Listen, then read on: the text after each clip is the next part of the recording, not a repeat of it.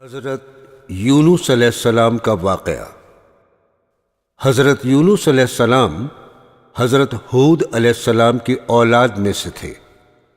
اللہ تعالیٰ نے انہیں شہر نینوا کا پیغمبر بنا کر بھیجا۔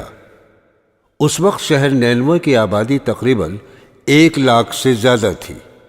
اب شہر نینوا کو دمشق کہتے ہیں۔ اس شہر میں سمود کی قوم رہا کرتی تھی جو کہ بت پرست تھی۔ حضرت یونس علیہ السلام نے اس قوم کو بت پرستی کرنے سے منع کیا اور ان سے کہا کہ یہ بت پرستی تم لوگوں کو جہنم میں لے جائے گی، جہاں طرح طرح کے دردناک عذاب دیے جائیں گے۔ اس لیے اس کو چھوڑ کر صرف ایک اللہ کی عبادت کرو اور کہو لا الہ الا اللہ، یونس نبی اللہ۔ لیکن ان بت پرستوں نے یہ کلمہ نہیں پڑھا اور انہوں نے حضرت یونس علیہ السلام کو اللہ کا نبی ماننے سے انکار کر دیا۔ حضرت یونس علیہ السلام نے اس قوم کو 40 سال تک سمجھایا اور اللہ تعالیٰ کے عذاب سے ڈرایا، مگر اس قوم پر کچھ بھی اثر نہیں ہوا۔ تب حضرت یونس علیہ السلام نے اللہ تعالیٰ سے اس نافرمان قوم کے لیے بد دعا مانگی۔ اللہ تعالیٰ قرآن پاک میں فرماتا ہے کہ اے یونس، وقت آئے گا میں ان پر عذاب نازل کروں گا۔ لیکن حضرت یونس علیہ السلام نے اس قوم سے کہہ دیا کہ 40 دن کے اندر اللہ تعالیٰ کا دردناک عذاب تم پر آئے گا اور تم لوگ اس سے بچ نہیں سکو گے۔ آہستہ آہستہ دن گزرتے گئے، یہاں تک کہ 40واں دن بھی قریب آ گیا۔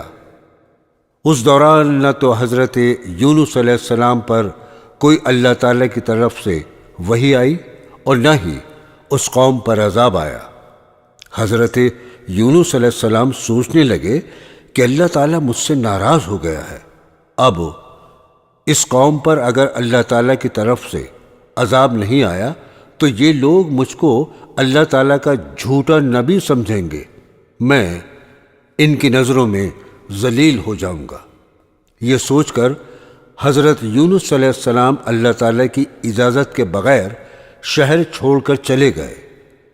حضرت یونس علیہ السلام نے اپنے ایک بیٹے کو اپنے کندھے پر بٹھایا اور دوسرے بیٹے کا ہاتھ پکڑ کر اپنی بیوی کے ساتھ چلے جا رہے تھے۔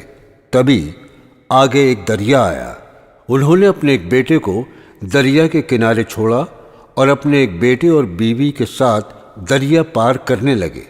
اچانک دریا میں پانی کا بہاؤ تیز ہو گیا اور حضرت یونس علیہ السلام سے بیوی کا ہاتھ چھوٹ گیا اور جھٹکا لگنے سے ان کا بیٹا بھی کندھے سے گر گیا اور دونوں لوگ پانی کے بہاؤ میں بہہ گئے۔ تب حضرت یونس علیہ السلام گھبرا کر اپنے دوسرے بیٹے کے پاس ندی کے کنارے پر آئے تو ان کا بیٹا وہاں پر نہیں تھا جہاں پر وہ چھوڑ کر گئے تھے۔ انہوں نے لوگوں سے اپنے بیٹے کے بارے میں پوچھا تو انہوں نے جواب دیا کہ اس کو تو بھیڑیا اٹھا کر لے گیا۔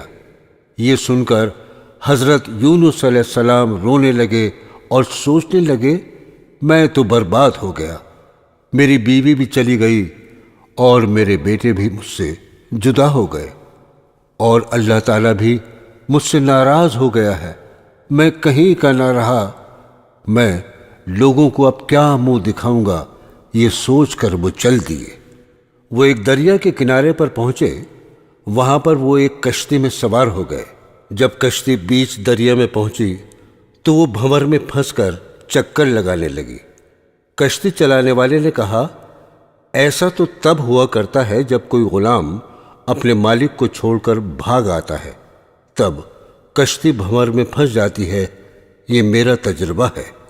اگر تم لوگوں میں سے کوئی اپنے مالک کو چھوڑ کر آیا ہے، وہ کشتی سے اتر جائے، کہیں ایسا نہ ہو کہ اس کی وجہ سے ہم سب ہلاک ہو جائیں۔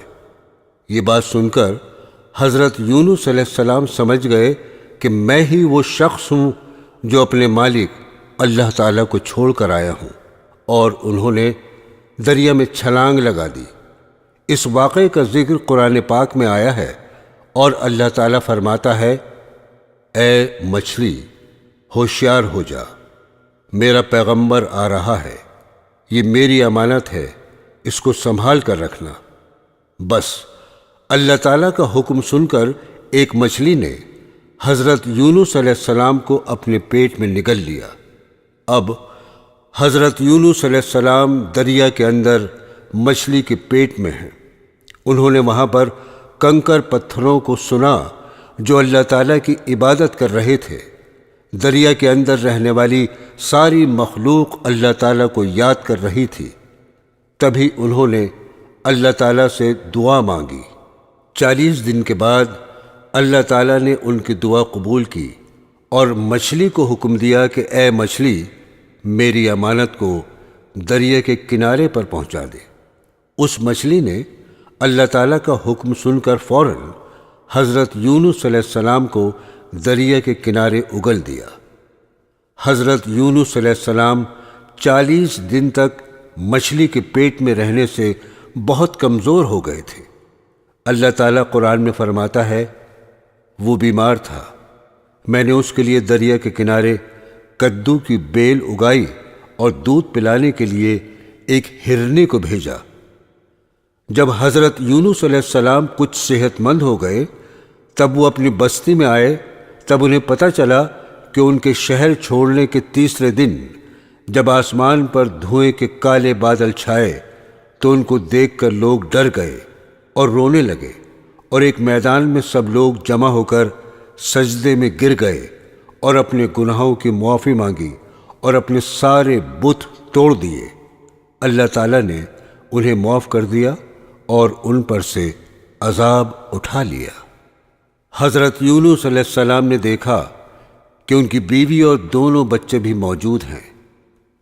دراصل ہوا یہ تھا کہ لوگوں نے ان کے ایک بیٹے کو بھیڑیے سے چھڑا لیا تھا، اور کچھ لوگوں نے مل کر ان کی بیوی اور بیٹے کو دریا سے صحیح سلامت نکال لیا تھا۔ اللہ تعالیٰ قرآن پاک میں فرماتا ہے، اگر میرا بندہ یونس میری پاکی بیان نہ کرتا تو اسے قیامت تک مچھلی کے پیٹ میں رہنا پڑتا۔